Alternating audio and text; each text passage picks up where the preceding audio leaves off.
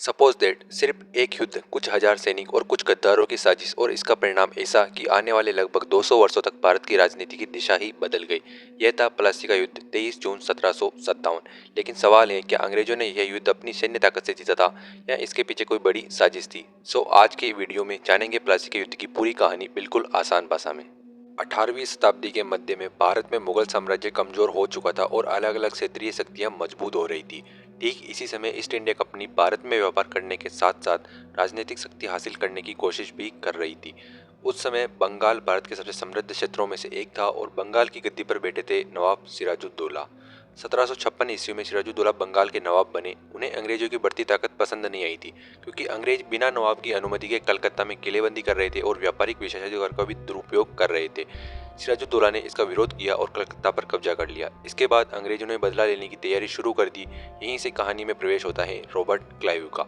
Robert Clive ने केवल युद्ध की तैयारी नहीं की, उसने बंगाल के अंदर ही एक राजनीतिक साजिश तैयार कर दी। क्लाइव ने सिराजुद्दौला के विरोधियों से संपर्क किया। इनमें सबसे महत्वपूर्ण नाम था मीर जाफर। मीर जाफर बंगाल की सेना का सेनापति था और वह खुद नवाब बनना चाहता था। अंग्रेजों ने उससे वादा किया कि अगर सिराजुद्दौला को हरा दिया तो उसे बंगाल का नवाब बनाया जाएगा। इसके अलावा कुछ बड़े व्यापारियों और दरबारी भी इस साजिश में शामिल हो गए थे।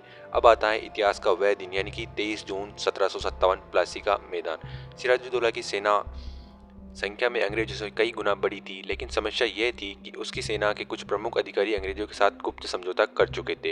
युद्ध शुरू हुआ। सिराजुद्दौला की सेना के कुछ हिस्सों ने लड़ाई में सक्रिय भूमिका नहीं निभाई। मीर जाफर की सेना भी लगभग निष्क्रिय रही। दूसरी तरफ रॉबर्ट क्लाइव की सेना ने रणनीति और तोपखाने का इस्तेमाल करते हुए सिराजुद्दौला की स्थिति कमजोर कर दी। आखिरकार सिराजुद्दौला युद्ध के मैदान से भाग गया।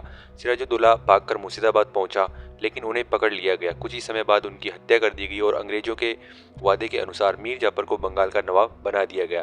लेकिन असली सत्ता किसके हाथों में थी? अंग्रेजों के। अब सबसे महत्वपूर्ण बात, प्लासी का युद्ध सिर्फ एक सैन्य संघर्ष नहीं था, यह ईस्ट इंडिया कंपनी के लिए राजनीतिक सत्ता की दिशा में एक बड़ा मोड़ था।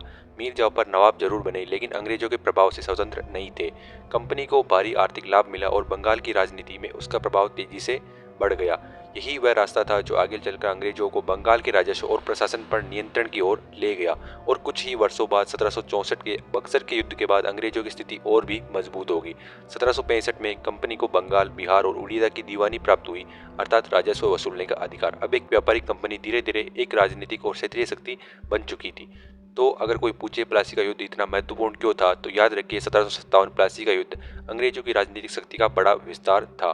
और इसकी जीत सिर्फ बंदूकों से नहीं हुई थी, इसके पीछे थे राजनीतिक साजिश, विश्वासघात, आर्थिक हित और रॉबर्ट क्लाइव की रणनीति। यही कारण है कि प्लासी का युद्ध भारतीय इतिहास में एक निर्णायक मोड़ माना जाता है।